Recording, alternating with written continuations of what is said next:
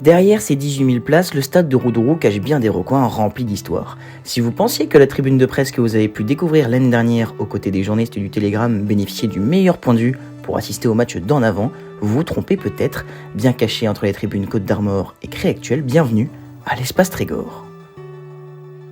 Situé à seulement quelques mètres du Cop Rouge, ambiance garantie pour cette loge, pas comme les autres. Ici, pas de partenaires, mais un espace réservé aux joueurs, leurs familles et leurs proches. Depuis plus de 30 ans, c'est Joël et sa femme qui s'occupent de cet espace Trégor. Ici, il y a tout pour plaire à petits et grands, un comptoir restauration, un espace de jeu pour les plus jeunes, mais surtout une tribune de 30 places à 2 pas de la pelouse pour être au plus près du jeu.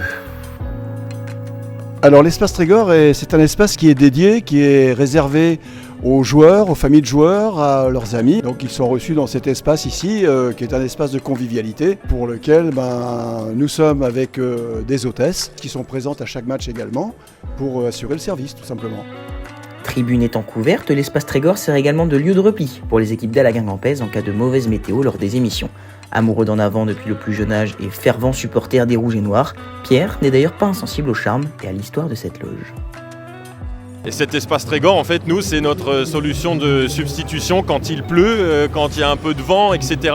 Surtout pour préserver et protéger notre matériel. Nous, on se met ici pour effectuer notre émission. On est au sec, on est au calme parce que les spectateurs ne sont pas encore arrivés. Et puis, il y a surtout une vue magnifique, en fait, sur le stade, une perspective rare, comme je disais tout à l'heure. Et c'est vraiment super agréable de faire cette émission à cet endroit-là. Moi, le souvenir que j'en ai, c'est ce qu'il y a juste derrière nous, c'est d'être juste à côté du COP en fait. On est dans un endroit très rare ici dans le stade parce qu'on est dans un quart de virage juste au poteau de corner et c'est un endroit qui n'existe pas en fait dans le stade parce qu'en face c'est les visiteurs et au-dessus c'est une loge et les deux autres côtés sont pas accessibles au public. Les drapeaux, les couleurs, l'ambiance, etc. C'est vraiment ce qui fait la force de cet endroit-là. J'ai fait que 2 matchs là quand j'avais 16-17 ans. Mais j'en garde un souvenir énamouré parce que c'est une perspective qu'on n'a pas en fait ailleurs dans le stade.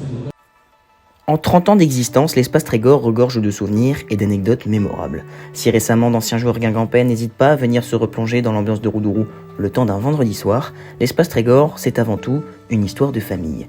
Fut une époque, pas question pour papa de rater le match de son fiston.